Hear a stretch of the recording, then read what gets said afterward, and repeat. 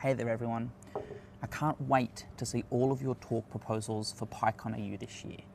In this video, I'm going to talk you through 5 tips to help you improve your talks ready for review once the CFP closes in just 2 weeks' time.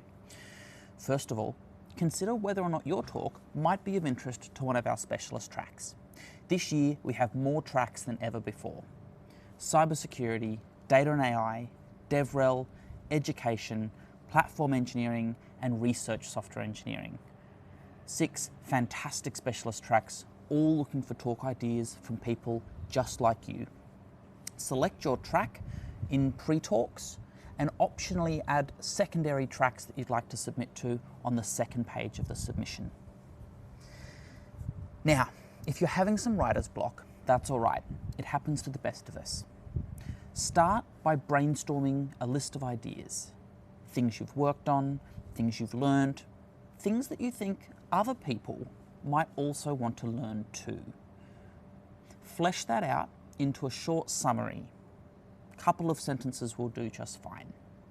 Now break that summary into an abstract that introduces your idea in 2 or 3 sentences, and then a description, a longer outline that shares with reviewers what you're going to talk about and tells attendees what they're going to learn by attending your talk.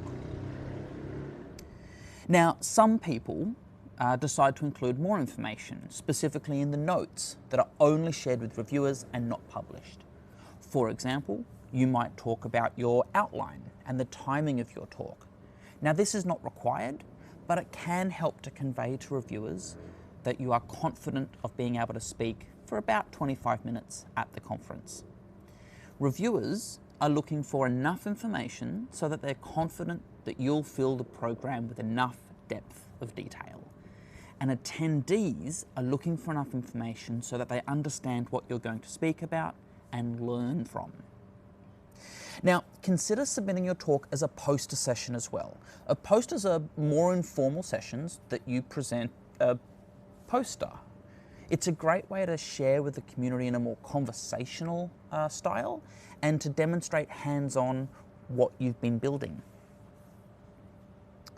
We also have academic proceedings that will be published after the conference. If you'd like to opt in to this optional peer review, make sure you select the option on the second page of your talk submission.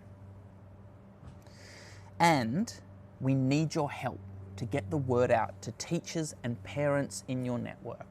The Student Showcase, as part of the education track, is a highlight every year, and we need you to help connect us with the next generation of people building with Python. Now, tip number 4, remember our anonymity guidelines. Don't put any identifiable information such as your name, pronouns, or employer anywhere in your talk proposal. This includes the title, description, abstract, and notes fields. Anything identifiable, such as your name and employer, should go into your speaker bio. That's what it's there for. Our blind review process is specifically in place to try and remove or mitigate as much of our unconscious bias as possible.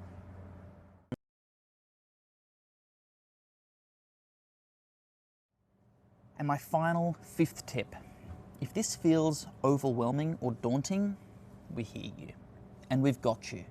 There's still an opportunity to attend one of our in-person workshops happening in Melbourne and Brisbane. And there's one more online session scheduled with the Python Australia Discord later on this month. We've got mentors ready to give you feedback and help you improve your talk proposals before the final deadline on the 29th of March, 2026. Now don't delay, you can edit your proposal right up into that deadline, so don't procrastinate submitting it at the last minute. We can't wait to read all of your amazing and hopefully quite different talk ideas. And then we'll see you all in Brisbane later this year. And my